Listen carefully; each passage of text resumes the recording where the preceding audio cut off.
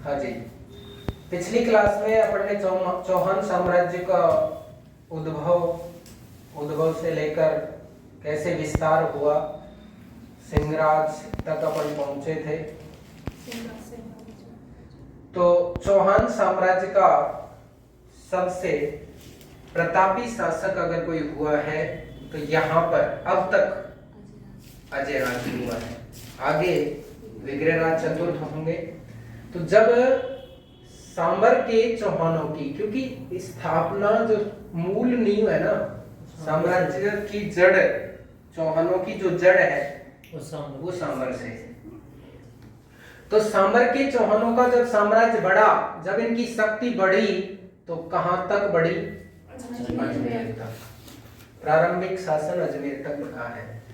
और अजमेर तो एक स्थान था जो पहाड़ियां थी, मेरू के नाम से इसे जाना जाता था। किस नाम से? मेरू के नाम से। और इसमें जो साम्राज्य की स्थापना की वो किसने किया है? अजय राज ने। इसलिए इस स्थान का नाम क्या पड़ेगा? अजय मेरू। अजय मेरू वर्तमान में नाम पड़ा है अजय मेरू से अजमेर।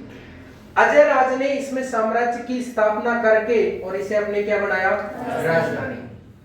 चौहान साम्राज्य का जो निर्माण काल है, उस निर्माण काल में स्वर्ण काल या निर्माण काली काल अगर किसको कहेंगे तो वो किसको कहेंगे? अजय राज के काल को। अजय राज का शासन काल लगभग अपन बताएंगे। तो वहां अपन को अगर नहीं भी आता है तो अपन निकालेंगे। कहां से निकालेंगे? 1113।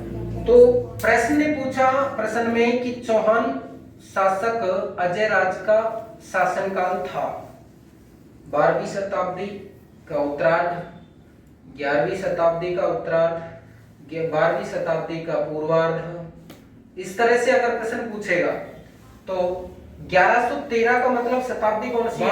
12वीं। तो 12वीं शताब्दी का पूर्वार्ध। इस तरह के भी प्रश्न बन सकते हैं। तो अजय राज का शासनकाल 12वीं शताब्दी का पूर्वार्ध है और इसने चौहान साम्राज्य को बढ़ाया है, तो इसलिए चौहान साम्राज्य का निर्माणकारी काल कहलाता है। किसने कहा है? डॉक्टर गोपीनाथ शर्मा ने। डॉक्टर गोपीनाथ शर्मा, डॉक्टर दशरथ शर्मा चौहानों को ब्राह्मण वंशी बताते हैं या वत्स गोत्रीय ब्राह्मण बताते हैं। किसके अनुसार? बिजोरिया शिलालेख के अनुसार। बात आती है कि एक शासक था कहां का? मालवा का। मालवा के शासक नरसिंह वर्मन को अजय राज ने क्या किया? परास्त किया। मालवा के शासक नरवर्मन को परास्त करके और नरवर्मन के सेनापति सुल्हान या सुलहन को क्या कर लिया? बंदी बना लिया। किसने? अजय राज ने। अब अजय राज को बंदी तो बना लिया, लेकिन थोड़ा थोड़ा डर लगने लगा कि नरवर्मन या मालवा के शासक हैं जो हमारे ऊपर क्या कर सकते हैं? आक्रमण कर सकते हैं। तो पहली बात तो इसने यहाँ से जो विजय हुई उसके बाद अजय मेरू नगर की स्थापना की। लेकिन अजय मेरू नगर की स्थापना कब? 1113। लेकिन सुरक्षा की दृष्टि से किसको बनवाया? बीठली पहाड़ी पर दुर्ग बनवाया, गढ़ बीठली दुर्ग।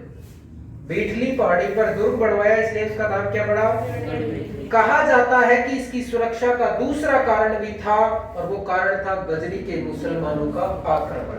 गजनी के मुसलमान जो आक्रमण थे उसको बोलते हैं मातंग आक्रमण। मातंग अटैक के नाम से जाना जाता है। तो मातंगों ने राजस्थान की कहां पर अटैक किया? अजमेर पर अटैक किया। और ये बात की जानकारी हमें कहां से मिलती है? पृथ्वीराज विजय के लेखक कौन? जयानक। तो गढ़बीठली जो दुर्ग बनवाया है उसमें मेवाड़ के एक शासक हैं जिनका नाम है पृथ्वीराज सिसोदिया, जिसे इतिहास में उड़ना राजकुमार के नाम से जाना जाता है। उड़ना राजकुमार ने अपने जब साम्राज्य का विस्तार किया तो ये कहां तक आ गए थे? अजमेर तक। तो अजमेर पर अधिकार करके इसने अजमेर को अपनी कस्टडी में लिया और अपनी पत्नी थी जिसका नाम ताराबाई था, वो यहाँ पर रह रही थी। तो ताराबाई के नाम पर इस दुर्ग का नाम जो गढ़बीठली था उसका नाम क्या पड़ गया? जिसे राजपूताने का या राजस्थान का जिब्राल्टर कहा जाता है। अजमेर को भारत का मक्का कहा जाता है, भारत का नाका कहा जाता है। किसको? अजमेर को। ताराबाई जब यहाँ पर रह रही है तो ताराबाई इस दुर्ग की पहाड़ी पर एक दिन टहल रही थी, तो टहलते टहलते उनका घुंघरू खुलकर गिर गया और वो जिस घाटी में जाकर गिरा जो आज तक नहीं मिला, इसलिए उस घाटी का नाम घुंघरू घाटी पड़ गया। इस घुंघरू घाटी में वर्तमान में राजस्थान पीएससी का क्या है? मुख्यालय है। राजस्थान लोक सेवा आयोग का मुख्यालय है। राजस्थान पब्लिक सर्विस कमीशन का मुख्यालय है। Public service commission of Rajasthan की स्थापना होती है 20 अगस्त 1949। 20 अगस्त एक ऐतिहासिक तारीख है। इतिहास में राजीव गांधी का जन्म दिवस 20 अगस्त को आता है, जो सद्भावना दिवस के रूप में मनाया जाता है।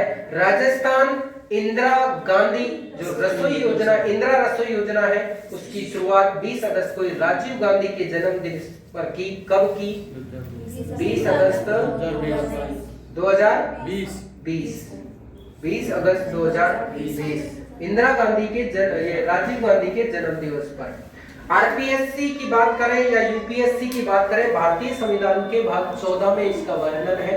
भाग 14 अनुच्छेद 308 से 323 तक है, जिसको आप लोक नियोजन या लोक अभियोजन के नाम से पढ़ते हैं। तो 308 से 314 तक 308 से 314 तक लोक सेवकों के लिए क्या क्या कर्तव्य है उनका डिसाइड है, और 315 से 323 तक आरपीएससी और यूपीएससी का उल्लेख है। राज्यों में लिखा है कि प्रत्येक राज्य में एक पीएससी होगी और संघ के लिए एक यूपीएससी होगी। क्लियर? या ध्यान रखना, 2 या 2 से अधिक राज्यों के लिए भी, जिस तरह 2 या 2 से अधिक राज्यों का एक राज्यपाल हो सकता है, 2 या 2 से अधिक राज्यों का एक हाई कोर्ट हो सकता है, उसी तरह 2 या 2 से अधिक राज्यों की एक पीएससी भी हो सकती है। तो भाग 14 में अनुच्छेद 315 से 323 तक। उसके बाद बात करते हैं अजमेर के अजयराज के बारे में कि इनकी पत्नी, इनकी रामप्यारी का नाम था क्या? सोमलेखा। और सोमलेखा या सोमलवती के नाम पर कितना मतलब प्रेम करता होगा कि इसने अपनी पत्नी के नाम पर भी चांदी के सिक्के चलाए। चांदी के सिक्के चलाए, लेकिन कुछ सिक्कों पर तो नाम सोमलेखा का मिलता है और कुछ सिक्कों पर नाम श्री अजय देव मिलता है। इन्होंने तांबे के सिक्के भी चलाए हैं और उन तांबे के सिक्कों पर नाम मिलता है अजय कल्पद्रुमस। अजय कल्पद्रुमस की जगह प्रियद्रुमस भी मिल सकता है। अजय कल्पद्रुमस या अजय प्रियद्रुमस के नाम से सिक्के चलाए।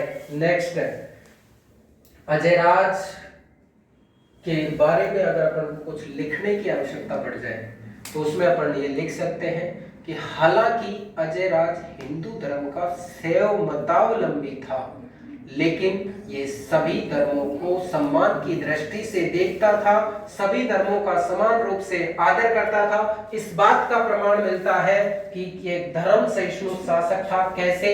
कि एक तो पार्श्वनाथ जैन मंदिर बनवाया, उस जैन मंदिर में इसने स्वर्ण कलश क्या किया था? भेंट किया था। जैन जो 2 शाखा बट गई है, श्वेतांबर और दिगंबर, दोनों शाखाओं का जब कोई सम्मेलन होता था तो उस सम्मेलन की अध्यक्षता करने के लिए तक भी कई बार अजयराज को बुलाया जाता था। और इससे यह भी प्रमाणित होता है कि अजयराज को जैन धर्म के ग्रंथों का गहरा ज्ञान था, जैन धर्म के ग्रंथों का भी मर्मज्ञ था। हालांकि स्पष्ट रूप से ये किस धर्म को मानते थे? शैव धर्म, जो कि हिंदू धर्म की क्या है? शाखा। आगे की अगर बात करें तो लास्ट में क्या होता है कि अजयराज अपने पुत्र, जिनका नाम है अर्णोराज, क्या नाम है? अर्णोराज को साम्राज्य सौंप देते हैं और अर्णोराज को साम्राज्य सौंपकर और खुद कहां चले जाते हैं? पुष्कर के जंगलों में, पुष्कर की पहाड़ियों में चले जाते हैं और वहां पर जाकर तपस्या करते हैं। आपको याद रखना है कौन सी गुफा? भर्तरी की गुफा। भर्तरी गुफा कहां पर है? पुष्कर अजमेर में है। ये इम्पोर्टेंट इसलिए है क्योंकि आंसर आप अलवर करने वाले हैं। तो बर्त्री गुफा कहाँ पर है? पुष्कर में है, जहाँ पर अजय राज ने क्या की है? तपस्या की है। बोलो, बात समझ में आ गई अब तक की? कोई दिक्कत? अजय राज के बारे में संपूर्ण जानकारी